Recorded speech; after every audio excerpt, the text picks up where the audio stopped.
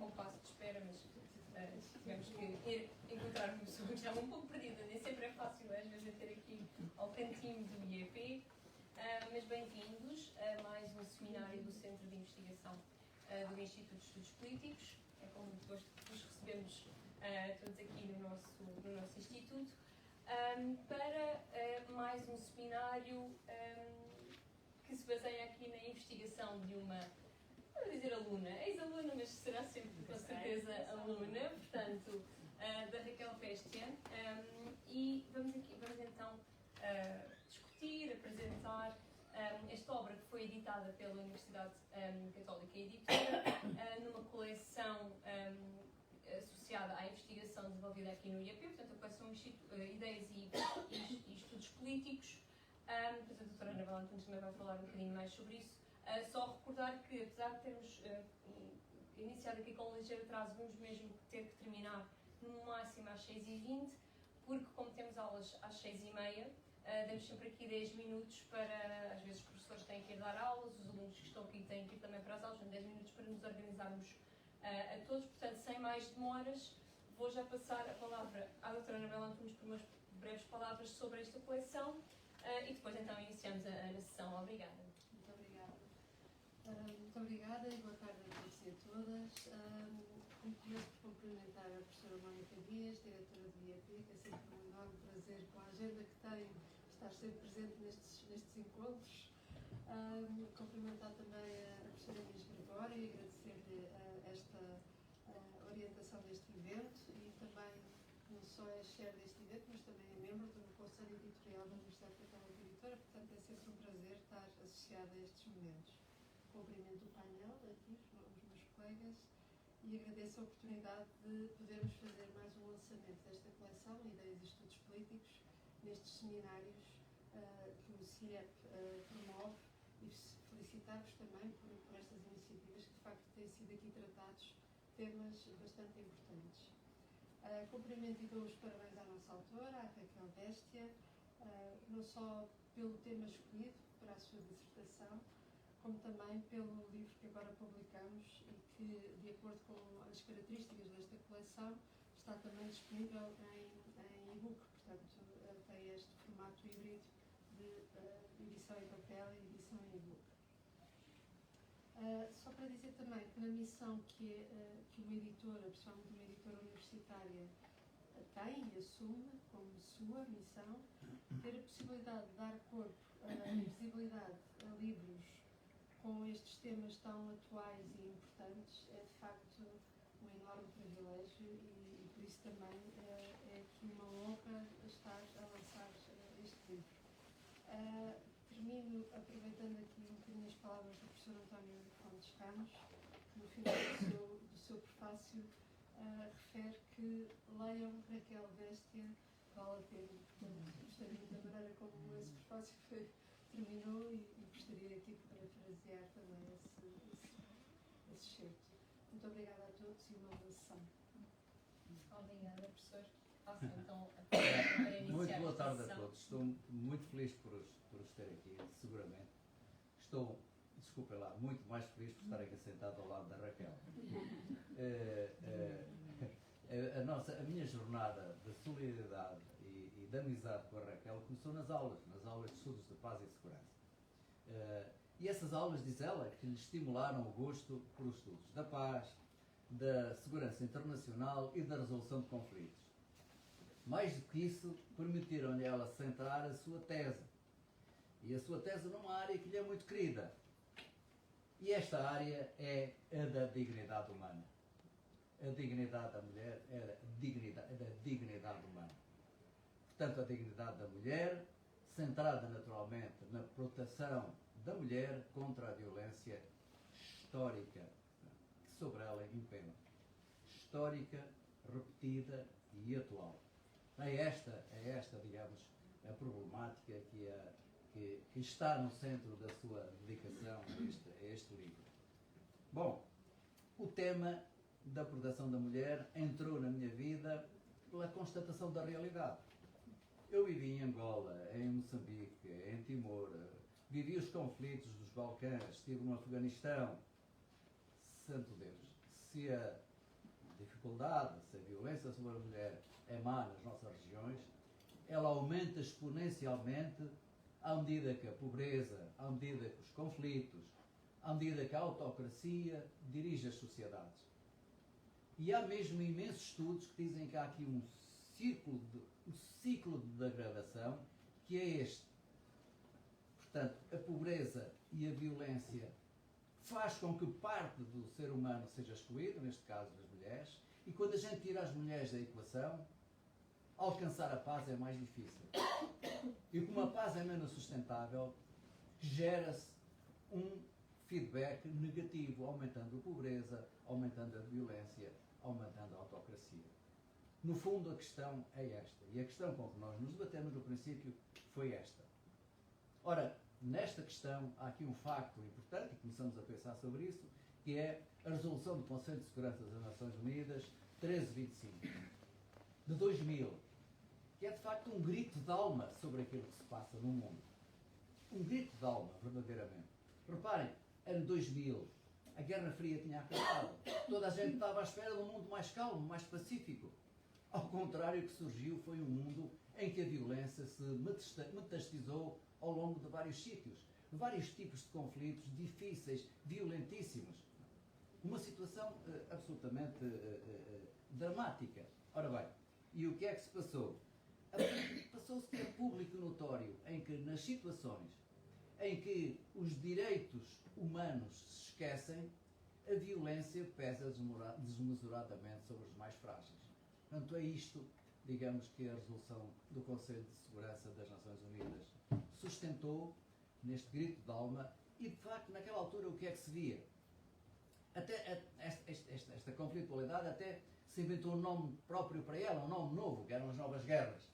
Chamou-se-lhe as Novas Guerras, era uma coisa misteriosa, nunca se tinha imaginado uma violência destas. Ora bem, o que é que se passava em relação à mulher? Reparem, quando havia guerra, quem é que ia para a guerra? Os homens. Quem é que ficava a tratar das crianças e da casa? Era a mulher, sozinha. Eu vi isto repetido em casos e casos e casos. Mas mais, numa situação de violência, era sobre a mulher ainda por cima que impendia aquelas graves ofensas sexuais, de discriminação. Uma coisa verdadeiramente impressionante.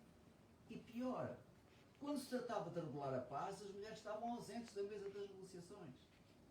Reparem, na minha vida participei em várias questões. Sabem que motiva a resolução de conflitos. Em várias situações. Aqui em Bicesse, por exemplo, não havia uma mulher na sala. Uma mulher na sala para discutir a paz em Angola. Em Moçambique a mesma coisa. Mas na Macedónia, nos Balcãs, a mesma coisa. Na paz de Oribe, que eu acompanhei, não havia uma mulher na mesa das negociações. E essa falta dessa percepção do sexo feminino nas questões de vida e de morte, de saúde e de pobreza, é uma falta absolutamente fundamental. Portanto, digamos que a resolução 1325 é, de facto, fundacional e dá o estado de acordo do mundo para a necessidade de trazer as mulheres de volta ao sistema social. É isto que a resolução diz. E é central. É ela, esta resolução, que diz que as mulheres devem ter mais participação nos processos políticos e eleitorais, mais participação nas causas da guerra e da paz, mais participação na causa da resolução dos conflitos. É aquilo que está e isso deve ser medido. E já agora, a propósito, convido-vos a ler uma coisa muito interessante, que é esta. Todos os anos, o Secretário-Geral das Nações Unidas, devido a esta decisão de 2000, faz uma avaliação da situação internacional. E essa é um documento denso, muito bem fundamentado, vale a pena ler. Tem lá muitos elementos de referência e de trabalho aqui para os nossos estudantes na universidade. Eu queria só espigar deste último relatório do Secretário-Geral das Nações Unidas, do Guterres, duas ou três coisas que nos permitem tirar aqui conclusões. O relatório é muito denso, não vos vou sacrificar com muitos pormenores. Mas dizer-lhe o seguinte, isto é uma das questões do relatório, que é a participação das mulheres nos parlamentos. Dizer-lhe, nos últimos 20 anos, portanto a resolução 1325 é de 2000, nos últimos 20 anos, a última é agora, a participação das mulheres nos parlamentos passou de 13% para 26,5%. Duplicou, portanto. E mesmo nos países em conflitos, a participação das mulheres nos parlamentos hoje é menor, mas é de 23%. E dizem ainda o seguinte, nos governos locais, portanto, onde o acesso é mais fácil, a participação das mulheres hoje está em 35,5%. É bom. Isto significa o quê? Que é possível alterar a situação, melhorá-la. Esta é a primeira grande conclusão. Este esforço permitiu modificar, melhorar a situação. É a primeira conclusão que a gente pode tirar daqui. Estamos satisfeitos? Não. A finalidade é sermos paritários nos parlamentos e nos outros sítios. O que significa, portanto, segundo a conclusão, que há um longo esforço a continuar e a percorrer. O último ano talvez venha a alterar esta situação, porque a situação de perturbação no mundo é tão grande, mais uma vez, e infelizmente vai pesar sobre as mulheres a participação que tinham. Espero eu, e oxalá que não aconteça assim, mas pode muito bem acontecer. Mas há aqui, digamos, um movimento ao longo do tempo. Ora bem, e podíamos chegar aqui na tese da Raquel, mas chegamos à conclusão, os dois a falar, quer dizer, para perceber o presente, é preciso a gente ir um bocadinho ao futuro, é recuar. E então, a tese da Raquel acabou por nos trazer elementos muito valiosos. Acabou por nos trazer um capítulo que eu acho fenomenal, que é o capítulo das narrativas.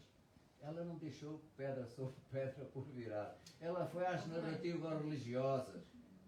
E há muito que a gente estudar sobre essas narrativas religiosas, filosóficas, ideológicas, para descobrir estes lapsos em relação ao direito da mulher na sociedade ao longo do tempo. Foi depois, digamos, um outro capítulo que eu acho muito interessante, que é das diferenças, como é que a violência institucionalizada foi conduzida ao longo do tempo. E depois tornamos aqui um capítulo que eu considero uma referência académica, única no nosso país. Posso estar enganado, na parte jurídica não estou bem certo, mas, em termos intelectuais, ela trouxe-nos o estado da arte do normativo legal dos direitos das mulheres em Portugal. No mundo, de facto. E, portanto, a tese tem 2 anos, não é? Quanto é? Sim, 2 anos e Ainda está atual hoje. O que significa que temos aqui, digamos, uma referência muito interessante para os nossos estudantes. E depois, e para acabar, ela fala-nos, e aqui vou-lhe deixar uma pergunta, fala-nos sobre a Liga Internacional das Mulheres para a Paz e Liberdade. Esta liga é das ligas mais válidas, mais úteis, mais antigas, mais reconhecidas, que está em praticamente todos os países da Europa, com uma exceção, Portugal. Ora, esta liga trata, digamos, de recuperar as mulheres que foram vítimas de conflitos. Trata de utilizar a sua experiência para alterar a forma como esses conflitos são geridos e tratados. Portanto, a questão que se me põe é porque é que em Portugal, que temos tanta experiência, tantas mulheres que passaram em tantos conflitos, porque é que ainda não houve esta vontade de instaurar e de estabelecer esta liga em Portugal? Deixo aqui com esta meditação transcendental. E agradecendo mais uma vez a vossa presença aqui. Muito obrigado. Obrigada, professor. Acho que a Raquel respondeste ou continua? Eu posso fazer primeiro a apresentação e depois Claro, deixar claro que a sim. resposta. Claro, Pensar claro. um pouco, mas claro que sim. Quero agradecer a todos e a todas que hoje estão aqui presentes, muitas caras familiares e amigas. Dirijo logo os meus agradecimentos à diretora do Instituto Político, doutora Mónica Dias, e também à doutora Anabela por ter feito esta edição. Sou suspeita, mas acho que o livro ficou muito bonito. E realmente já o li muitas vezes também, portanto, se quiserem ler, Desconfio é só que sim. dizer. Dirijo também as palavras de agradecimento à doutora Inês e à doutora Joana por estarem sempre disponíveis para me ajudar desde o início da edição, à preparação depois do evento, e realmente estou muito grata. Agradeço melhoradamente ao meu professor, o doutor António Fontes Ramos, é verdade, pela amizade, disponibilidade, sabedoria e encorajamento durante a elaboração da tese, um processo que parecia para mim infindável, porque tinha sempre mais um livro para ler, mais algum paper para consultar, portanto, para mim seria sempre um processo E temos aí um doutoramento que ainda tem espaço, já estou a ver. Não poderia deixar de agradecer também vivamente, é uma pessoa para mim que é uma inspiração, a doutora Teresa Féria, é verdade, pelo seu olhar sempre inconformado, é verdade, que eu não o conheço, pelo seu olhar inconformado e vasto conhecimento na área do direito, empenho inigualável na defesa e promoção dos direitos humanos das mulheres, a doutora Teresa Féria também faz parte de uma associação, é presidente da Associação Portuguesa de Mulheres Juristas, da qual eu tenho a honra de pertencer. Gostaria também um bocadinho, estão aqui a dizer que eu estou a falar de baixo, é? Quanto à minha motivação, o que é que me levou a escrever sobre este tema? É engraçado, é curioso que um amigo meu, com quem eu tenho à vontade, disse: Raquel, gostas muito da área da violência contra as mulheres, da guerra, não é? Do conflito. Deves ser conflituosa. É exatamente o ponto. Eu tenho a convicção, tal e qual como professor, que o mundo não devia ainda precisar de ser convencido do valor da não violência. Acredito nas ideias pacifistas, no poder da mediação e da diplomacia na resolução dos conflitos. Sou ainda, neste aspecto, uma idealista, que acredita que é possível reverter o destino e a trilogia inseparável da vida das nações, dos conflitos, da guerra e da paz. Acredito que a verdadeira paz não é só a ausência da guerra, mas o exercício de justiça social, da liberdade democrática e, consequentemente, a procura constante pela eliminação das diferentes formas de discriminação e desequilíbrio de poder que estão, obviamente, na base da violência contra as mulheres, da sua vertente social, política, económica e cultural, que caracteriza também os conflitos contemporâneos. No âmbito da pesquisa, o que é que me conduziu e orientou nesta área de estudos de direitos das mulheres e com incidência também na área dos conflitos modernos? É verdade que eu fiz um estágio na missão permanente junto às Nações Unidas, no Conselho de Direitos Humanos em Geneve, e estive presente nas diferentes reuniões do exemplo, desde a UPR, sessões especiais para a Palestina, e reuniões específicas do Comitê CEDAW, que monitoriza a aplicação da Convenção para a Eliminação de Discriminação contra as Mulheres, e desenvolvi um conhecimento mais profundo também das agências especializadas das Nações Unidas e da sociedade civil, com quem contactei na altura, como a Liga Internacional das Mulheres para a Paz e para a Liberdade, que tem, portanto, 2 centros especiais em Geneve e em Nova Iorque, além de ter secções em todo o mundo, tirando Portugal. O que me motivou a estabelecer um interesse especial na área de mulheres, paz e segurança. Depois, mais tarde, associei-me à UILP, à Liga Internacional das Mulheres para a Paz e para a Liberdade, a qual depois dediquei aqui um capítulo também do livro no final, no âmbito da UILP e a sua promoção e desenvolvimento específico nos conflitos armados e na promoção da Agenda de Mulheres, Paz e Segurança. Tornei-me posteriormente membro da UILP, portanto, da Liga Internacional, com o objetivo inicial, mas depois foi mudando, que era estudar a possibilidade de constituir uma secção em Portugal, já que está presente na maior parte dos países, inclusive não está presente em países da CPLP, portanto, em que Portugal mantém estritos laços diplomáticos, e abordámos a relevância de uma organização pacifista, como a UILP, na defesa e promoção dos direitos humanos das mulheres em Portugal. A UILP, para saberem apenas, de uma forma, por título de curiosidade, a UILP é a primeira organização do mundo pacifista na área da área das mulheres, paz e segurança, e foi criada em 1911, durante a Primeira Guerra Mundial, por Jane Addams, Prémio Nobel da Paz, na altura, em 1931, e Emily Greenwald, Prémio também Nobel da Paz, em 1946. Agora, eu pergunto, esta organização é pacifista? No início não é pacifista, era constituída por mulheres, por sufragistas, portanto não tinha esse enquadramento na altura. Os objetivos da UILP: interpretar os conflitos contemporâneos, contribuir para o progresso da agenda Mulheres, Paz e Segurança, com o impacto das ameaças globais, no papel ativo das mulheres nos processos de paz, identificar também as causas dos conflitos modernos, que estão na base do aumento da violência contra as mulheres e raparigas. Olhar assim para a paz, por esse olhar que é sensível ao género, que é sensível às experiências vividas das mulheres em situações de conflitos. Mobilizar as jovens e a academia, juntamente com os centros de estudo de paz, uma vez que a UILP está centralizada em muitas academias, entre elas a LSI e outros centros de paz a nível internacional. Nos diferentes capítulos, de forma mais resumida possível, dedicamos à violência como dominador comum da humanidade, incidindo no aumento da cultura de violência. Atualmente verificamos que a ascensão de uma certa ideologia de violência e intolerância contrária ao pluralismo democrático e inimigo dos direitos, liberdades e garantias universalmente aceitos. Dedicamos o estudo também ao Sistema Internacional de Proteção dos Direitos Humanos das Mulheres, também aplicado em situações de conflitos armados, aliado à aplicação do direito internacional mais humanitário, às leis da guerra e à Agenda Mulher, Paz e Segurança das Nações Unidas. Questionamos a inconsistente aplicação também das sanções do Conselho de Segurança perante os novos desafios contemporâneos, com a alteração do padrão também de conflitualidade e com o aumento das novas ameaças transnacionais, por exemplo, título de exemplo, a crise de refugiados, de migrantes, das alterações climáticas, com o aumento do terrorismo e das novas derivas autoritárias, o aumento da violência organizada durante os conflitos intrinsecamente ligado à violência contra as mulheres, é demonstrativo que o sistema internacional de proteção dos direitos humanos e do direito internacional humanitário não consegue fazer face aos novos desafios contemporâneos. Analisando o sistema internacional de proteção dos direitos humanos, e obviamente na proteção dos direitos humanos das mulheres, verificamos que durante os conflitos permanece inalterado o tal sistema de guerra onde imperam as dicotomias homem agressivo, homem guerreiro, mulher sempre passiva, vítima, imagem muitas vezes idealizada da paz, e perpetuam-se essas violências estruturais que estão na origem dos conflitos.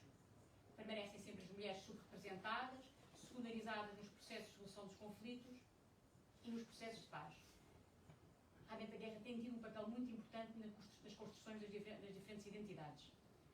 A violência em tempos de paz assenta também nas mesmas dicotomias e os mesmos estereótipos presentes nas novas guerras, exacerbados agora durante os conflitos, como se um contínuo de violência se tratasse.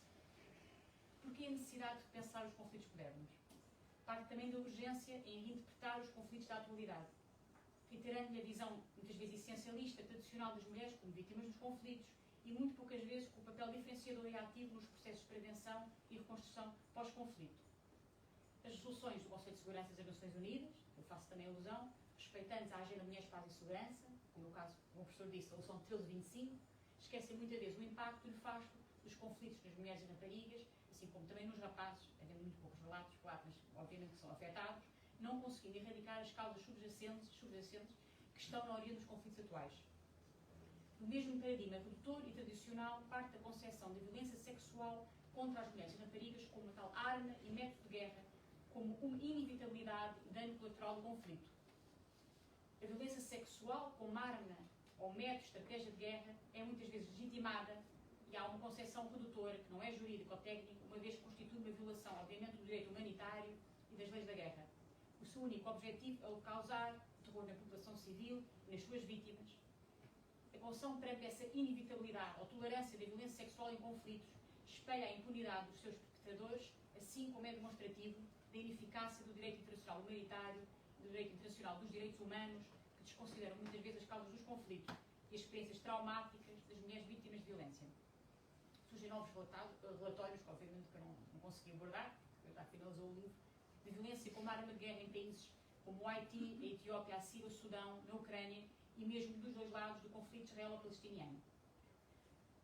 Quanto ao título do livro, eu sei que leva a muitas confusões, violência de género, violência contra as mulheres, qual é a base, em que é que me inspirei para criar este título?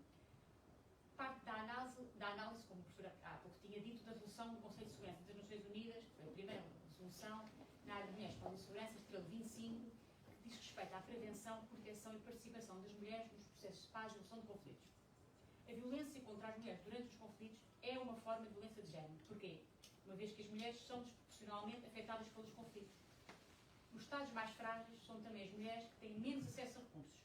Há, obviamente, uma feminização da pobreza, muitas vezes sem acesso à educação.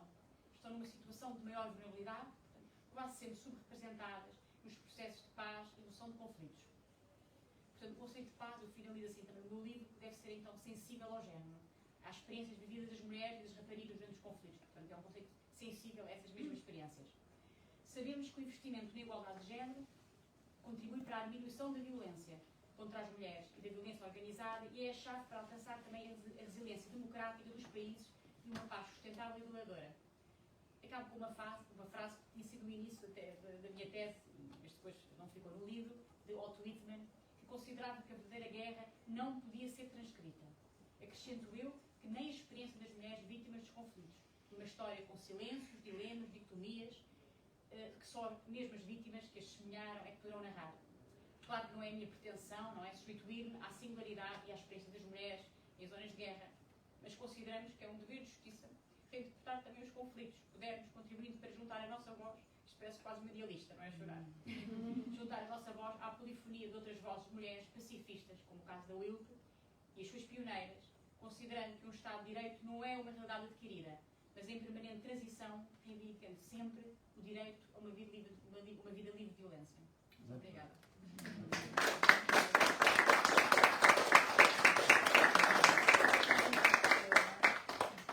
Eu, como pacifista, também idealista, e estando aqui no Instituto, tendo uma diretora que também se dedica diretamente relativamente às áreas de estudo de paz, acho que sim, qualquer organização da sociedade civil, neste caso uma organização transnacional, que tem como preponderância a participação ativa das mulheres nos conflitos armados, a prevenção de situações de conflitos, até compreender juntamente com a academia e os jovens as violências sistémicas que permanecem nos conflitos contemporâneos, acho que sim, seria uma mais-valia, até mais porque Portugal foi o primeiro país a adotar o Plano Nacional do ano de Revolução pelos 25.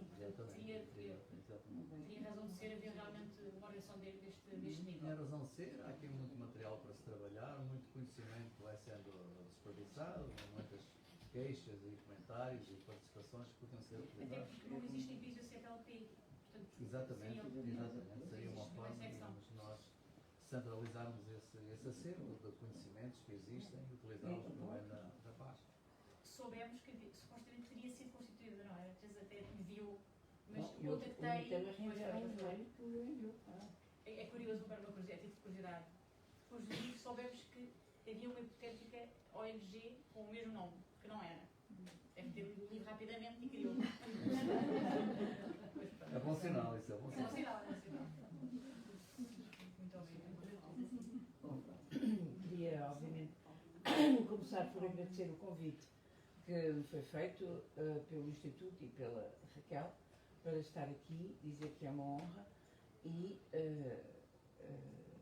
saudar todas as pessoas que aqui estão.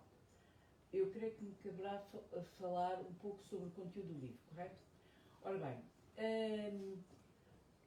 eu aqui queria focar 2 pontos que para mim são muito relevantes. O primeiro ponto tem a ver com a circunstância deste livro se integrar no conjunto dos estudos do direito internacional dos direitos humanos e de sistematizar, da forma que conhecem pelo aquilo que já viram do livro, sistematizar uma parte desse conhecimento e uma parte dos estudos que foram feitos nesta área.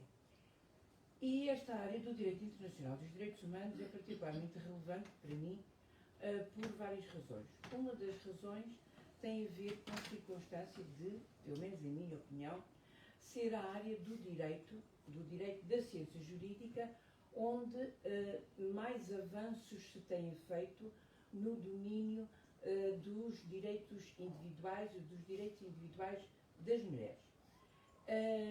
Isto porque, nos primórdios, o direito internacional era o direito da paz e da guerra, e hoje nós temos o direito internacional dos direitos humanos, portanto é um ramo específico do direito internacional que não existia e foi criado, e que assume que as pessoas, enquanto tais, são também sujeitos do direito internacional e podem atuar e agir no âmbito dessa esfera. E, em segundo lugar, porque creio que Portugal tem, e as juristas portuguesas do sexo feminino têm tido um particular relevo, uma particular importância na construção deste ramo do direito e no seu desenvolvimento. E há uma pessoa que eu não posso deixar de referir, ainda que não tenha sido docente desta casa, ou que foi de outra casa, do Instituto Superior de Ciências Sociais e Políticas, o ISCSP, que é a professora Paula Escarameia, justamente que, já falecida, infelizmente, porque faleceu muito nova, que teve um papel particularmente relevante na construção e na idealização deste ramo de direito e depois como ativista na sua implementação efetiva. Mas não é a única. Eu não posso também deixar de referir a doutora Marta Santos Pais, que teve à frente da Unicef um papel muito importante no que respeita à concretização dos direitos das crianças e, naturalmente, a doutora Catarina Albuquerque, de quem eu costumo dizer, mais ou menos na brincadeira, que se isto fosse um país decente, havia uma estátua da doutora Catarina Albuquerque em cada vilacidade. Só para terem uma ideia, e eu não gosto nunca de deixar de citar isto, quando a Assembleia Geral das Nações Unidas aprovou os dois pactos, o Pacto sobre os Direitos Civis e Políticos e depois o Pacto sobre os Direitos Económicos, Sociais e Culturais, e resolveu, na sequência da aprovação dos pactos, implementar os protocolos a esses pactos. Se os protocolos ao primeiro pacto foram rapidamente, a uma escala de tempo da ONU, foram rapidamente aprovados, o protocolo ao segundo pacto, ao Pacto dos Direitos Económicos, Sociais e Culturais, não havia maneira de haver acordo sobre isso e desde a década de 70 até há relativamente pouco tempo não havia protocolo. Até que alguém nas Nações Unidas teve a feliz ideia de nomear a doutora Catarina Albuquerque como responsável da feitura desse protocolo. 2 anos depois o protocolo estava feito e aprovado. Não é? Portanto, 2 anos em tempo de Nações Unidas é 2 para amanhã. E só por essa razão, que não por outras, e existem muitas outras, ela, do meu ponto de vista, merecia a dita estátua. Mas cito apenas estes 3 nomes para indicar, e não são as únicas, para indicar o contributo relevante que as juristas, e eu, não foi de propósito, foi deliberado, livre e conscientemente, citei 3 juristas mulheres que têm tido na construção, na edificação, na pesquisa, na inovação deste ramo do direito.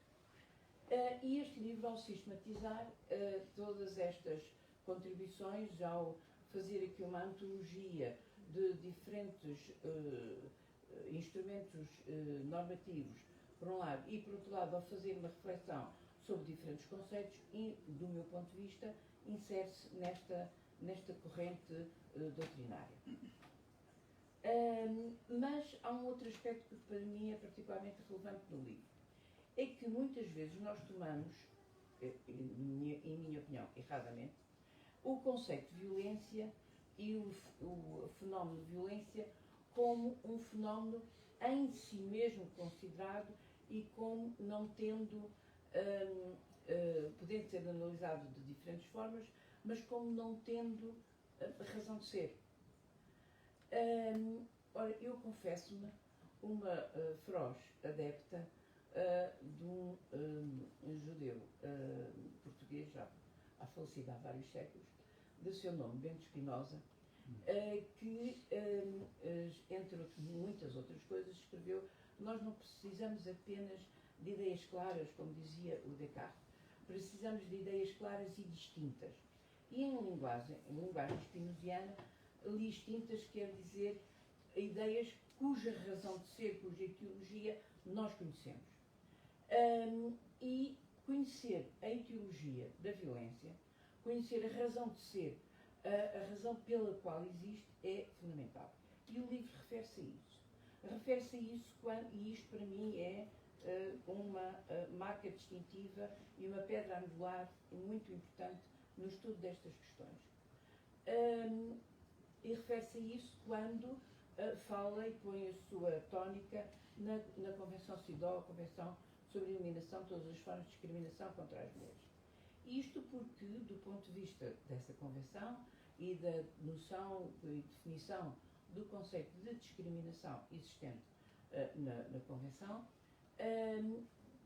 a violência é apenas uma consequência, algo que decorre da existência da discriminação. Ou seja, enquanto uma das conclusões, um dos corolários que nós podemos retirar daí, é que enquanto houver discriminação existe violência e, portanto, não vale a pena nós estarmos aqui, desculpem a linguagem traumática, marrar contra a violência se não eliminarmos a discriminação. Analisar, referir, mencionar, estudar a Convenção CEDAW é o ponto central, a questão nevrálgica para falar de violência e violência contra as mulheres. Sendo certo que, e a Raquel perdoar-me-á, a parte do título que eu mais gosto é o subtítulo, que é como obstáculo à paz e segurança internacional. Porque, justamente como foi aqui referido, as questões relevantes da paz e segurança internacional não são impossíveis ou não são difíceis de resolver sem as mulheres. São rigorosamente impossíveis. E isto porque nós não somos apenas vítimas, mas também somos agentes. Não existem apenas mulheres que são vítimas de violência nas guerras. Também existem mulheres agressoras, mulheres que participam no conflito armado, empenhando armas, manipulando os drones e essas outras parafernália militar. E, portanto, todos esses aspectos também, do meu ponto de vista, devem ser considerados e são muito relevantes. E, aproveitando aquilo que aqui foi referido acerca da Resolução 1325, eu lancei aqui um repto e um convite, que é a Associação Portuguesa de Mulheres Juristas. Já desenvolveu trabalho vário no âmbito internacional sobre a Resolução 1325, e o último já foi há alguns anos atrás, foi em 2018, numa conferência na Faculdade de Direito de Lisboa, mas está disponível, interessada e teria todo o interesse e prazer em poder colaborar com a Universidade Católica e o vosso Instituto para, daqui para o ano, por causa dos 25 anos da Resolução, poder desenvolver um estudo, uma conferência, aquilo que se entender adequado, sobre esta resolução, a eventual necessidade da sua atualização à luz destes últimos conflitos, isto se ainda houver mundo. Também deve, há bem de estudar, e há grandes diferenças aí. E é tudo. Muito obrigada.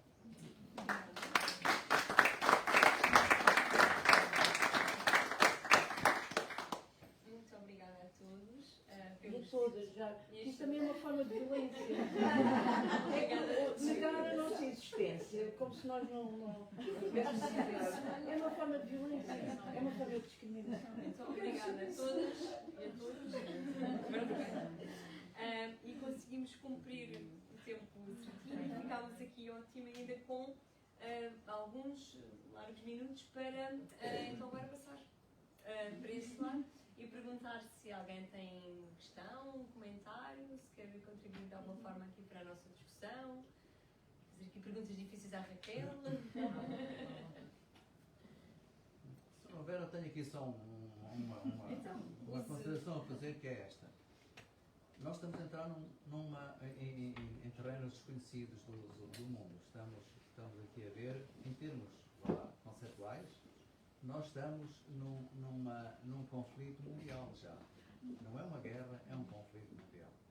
Estamos a trabalhar em terreno incógnito, nunca foi explorado, em que nós vimos, por surpresa minha e por desgosto nosso, aqui da casa, o papel das Nações Unidas foi degradado também. É como as mulheres. Quando uma situação violenta ocorre, os mais fracos é que são afetados. E as Nações Unidas, nesta altura, são o mais fraco, porque um dos elementos centrais, um dos pilares centrais, portanto, é o agressor, em união com outro dos pilares centrais. Temos aqui uma situação verdadeiramente nova nestes termos. E a violência que foi desencadeada é de tal maneira diferente, de tal maneira, digamos, industrial, que até arrepia. E mais uma vez, quando a gente olha, ainda não se olhou por isso com atenção, para aquilo que as mulheres estão a passar nos vários sítios, seja eles na Ucrânia, seja ele em Gaza, seja ele onde quer que fosse nesta situação atual, seja ele possivelmente amanhã em Taiwan, será o fecho, poderá ser o fecho, digamos, da pré-guerra, como diz o primeiro-ministro polaco. Então, numa situação muito difícil, em que as Nações Unidas estão degradadas, e estes estudos, digamos, e esta vontade da Academia de a valorizar, de lhe dar força, de dizer, mas onde é que estão as Nações Unidas? Porque é que nós, este é muito útil. E esta resolução tem que ser verdadeiramente repensada face a estes conflitos que estão aí a desenvolver. É um mundo novo que está a surgir, muito pior que aquilo que a gente tinha, muito mais incógnito, muito mais, como é que eu ia dizer, muito menos previsível do que aquilo que aconteceu até agora. Nós estamos, o maior problema deste século, já não é da nossa geração, é da vossa, que são mais novos, é uma coisa que se chama, digamos, é quando uma potência emergente desafia a potência estabelecida. Há um livro engraçado sobre isso, que é a Armadilha de Tucídides, porque esta situação, que já vem desde a Guerra do Peloponeso, ocorre quando uma potência estabelecida em ascendência, Atenas, desafiou Esparta. E este receio que decorre destas circunstâncias que tem produzido, de facto, conflagrações muito grandes. Nos 16 casos que nos últimos 5 séculos isto aconteceu, 12 levaram à guerra. O maior desafio da geração que aí vem é conseguir absorver a ascensão da China em paz no sistema internacional. Este é o desafio central. E, portanto, isso está por discorrer. Portanto, sim, temos que pensar na Resolução 1325 e eventualmente substituí-la por outra resolução que olhe para este mundo em que nós estamos a entrar, que não é o mundo de 2000. O mundo de 2000 é um mundo dos pequenos conflitos que ninguém podia caracterizar e que nos levaram a entendê-los agora. Os conflitos que nós estamos a viver e vivemos em parte do mundo e estamos ainda a viver é quando o Estado se esbate neste mundo, digamos, globalizado. Quem entra com mais facilidade é o crime organizado, que começa por explorar os recursos locais. Todos. As mulheres são um recurso, os minerais são um recurso, tudo é um recurso explorável. Portanto, é este tipo de contexto que o 1325 respondeu. O próximo é diferente. E nós temos que pensar seriamente sobre ele. De maneira que muito obrigado por esse desafio. Pela minha parte, mas tem que ser, digamos, de acordo com a Universidade, aceito com muita satisfação para pensarmos em conjunto no próximo ano, se Deus quiser. Obrigada. E agradecer a todos e a todas que vieram também. Espero que não tenha sido cansativo da minha parte, só pelo menos. Eu agora vou comprar ali uns livros para as minhas netas, de maneira que fica aqui e vamos assinar. Porque elas são verdadeiramente Sim. aguerridas, não é? Muito bem.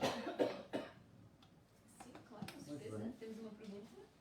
Temos uma pergunta? Temos, sim, senhora. Vamos a isso, então. Primeiro de tudo, um comentário. Logo que não seja para mim, fico feliz. Sim, na Não, verdade, estou a brincar. para os dois é os parabéns, porque só quem faz o trabalho até ao fim é que sabe o trabalhão que dá. E sem dúvida nenhuma mérito à doutora Raquel, mas ao tutor, que é um ato de generosidade, não largar o orientando, apoiá-lo, motivá-lo nos momentos de desespero. Sempre ver mais um livro, não ir a acabar. É curioso. Durante Mas o ela estado- escreveu o dobro. Teve que se pôr em anexos na tese. Já tinha ultrapassado as palavras todas. Mas está aqui um trabalho, é por isso que eu lhe pus um desafio. Quer dizer, é um trabalho para ser contido. A tese de doutoramento dela está praticamente feita. Está praticamente feita. Está praticamente E fazer feita. uma pergunta. E dizer que eu vinha só assistir à palestra, mas vou comprar o livro. Portanto, os comentários, e fazer 2 comentários além de perguntas, só se quiser comentar. Um é, infelizmente, ou melhor, é verdade, e concordo inteiramente com o que foi dito e mais com a profundidade com que o tema foi tratado. E a violência contra as mulheres é verdadeira e real, mas infelizmente, e como foi abordado também, quer em Abu Ghraib, quer até no Ruanda, quando foi aquele célebre caso infeliz da Pauline Mira Massuko, que era a ministra dos Negócios da Família, e que depois terminou a violação em massa e o genocídio de mulheres tutsis, mulheres com poder que também usam violência contra mulheres, por isso se calhar a evolução do 1325 infelizmente vai ser a violência contra os vulneráveis, não contra as mulheres, porque quando as mulheres têm poder também se viram contra os homens, também os põem pela trela nus na prisão, não é? Como em Abu Ghraib, ou feminizam os homens, portanto os vulneráveis, que muitas vezes são as mulheres, e na história sim, mas infelizmente o contrário também existe, portanto, se quiser comentar ou não. E a segunda pergunta tem a ver com uma coisa também falada e que é uma pergunta verdadeira. É verdade que o direito, eu sou médica militar, não sou do direito, Mas o direito tem, e progrediu muitíssimo neste normativo da punição, mas é uma prevenção secundária. Já aconteceu, então agora vamos punir. Obviamente faz todo o sentido, mas o ideal, e se temos uma idealista ainda bem, o ideal era que não acontecesse. Portanto, a pergunta é, como é que vamos fazer isso? Porque isso era o que nós gostávamos mesmo, mais do que punir e acabar com a impunidade e reforçar o accountability, era que não acontecesse. Pronto, é isso a pergunta. Sim, há uma primeira pergunta que questão que fez é muito pertinente. Eu, quando inicialmente estruturei o meu pensamento, elegi a parte inicial de normativo internacional, eu sei que podia referir as suscetibilidades do conflito ser pluralizado e ter essas características completamente diferentes.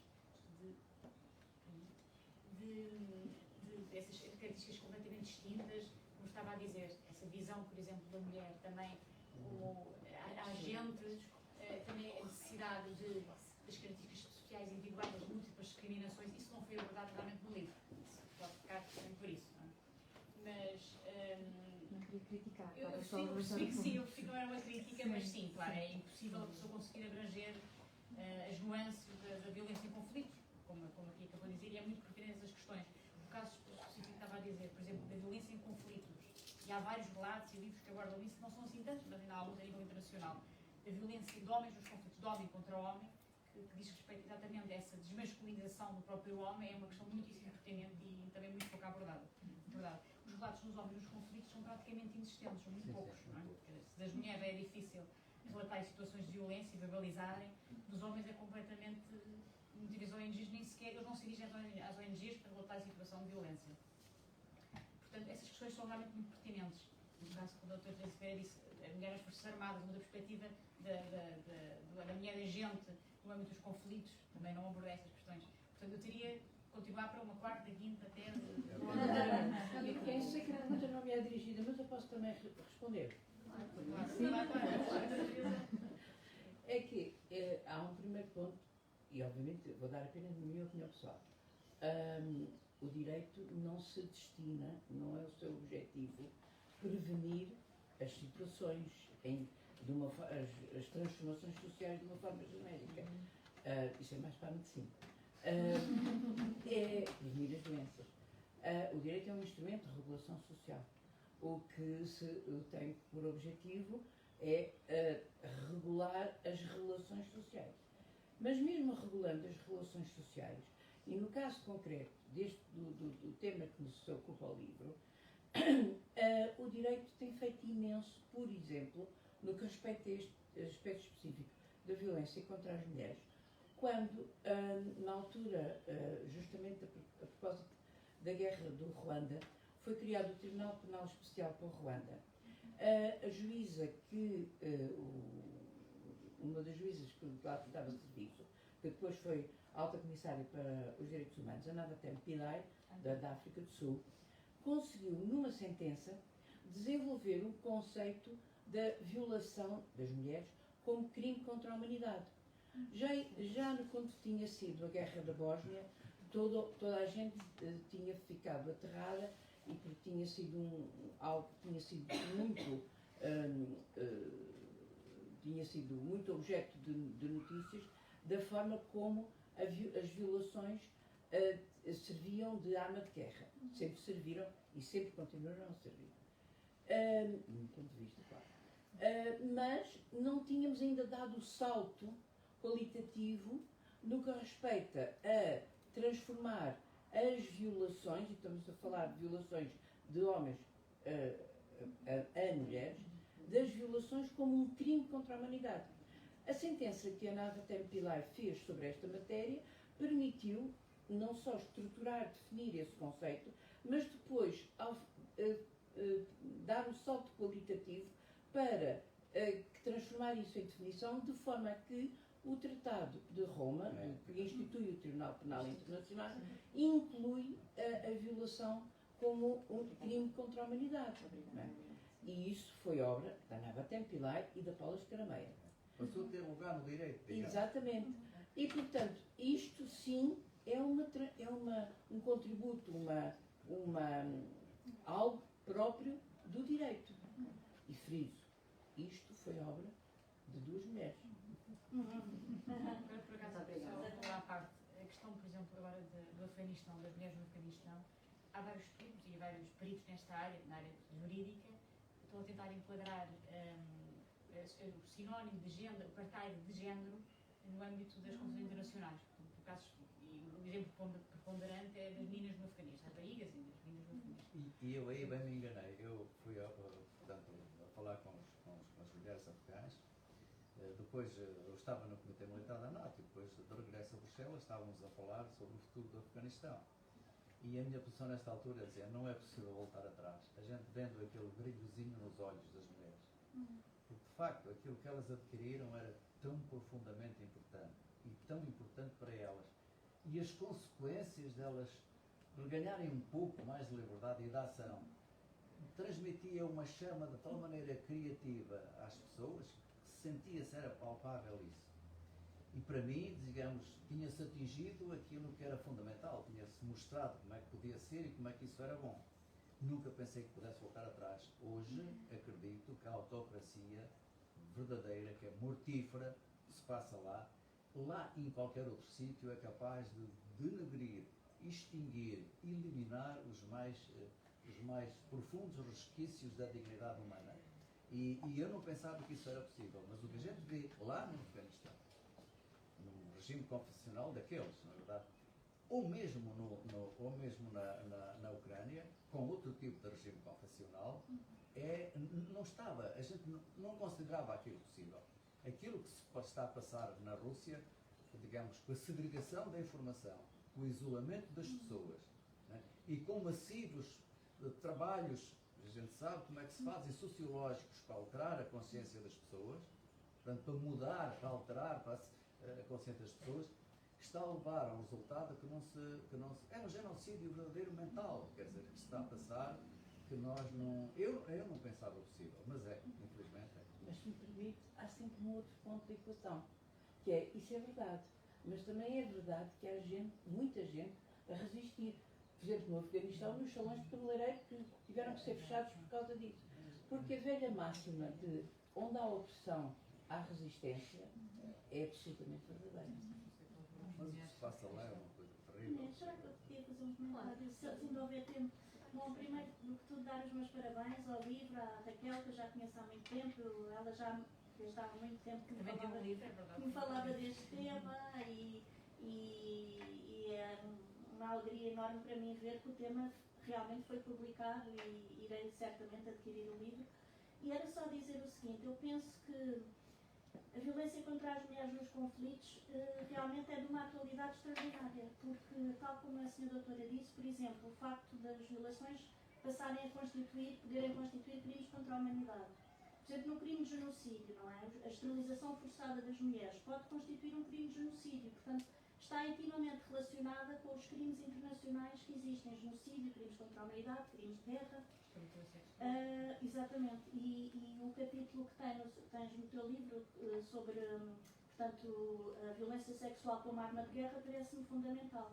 E só também dizer o seguinte, para mostrar como é pertinente este livro, por exemplo, eu estou agora a ler um livro que é, não sei se vocês já leram, As Fúrias de Hitler, em que se vê como é que saiu agora, em que se vê como é que as mulheres no regime nazi, que acompanhavam os maridos para a Polónia ocupada, para a Ucrânia ocupada, faziam autênticas atrocidades, nomeadamente matavam crianças, coisa absolutamente pavorosa. Como é que uma mulher é capaz de fazer uma coisa daquelas?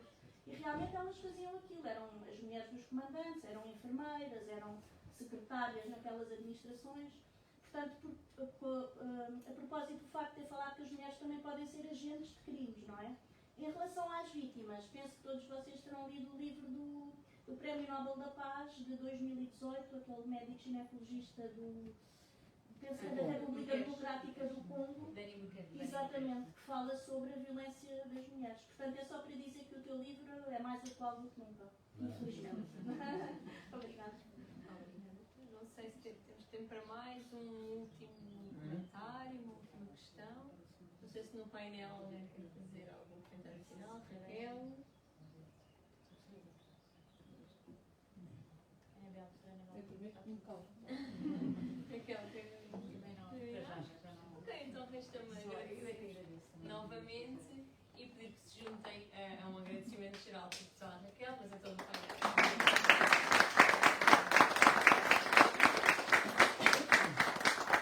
Dizer que vamos continuar em colaboração com o CE esta nossa coleção, portanto temos mais títulos em calha para continuarmos a dedicar a investigação dos nossos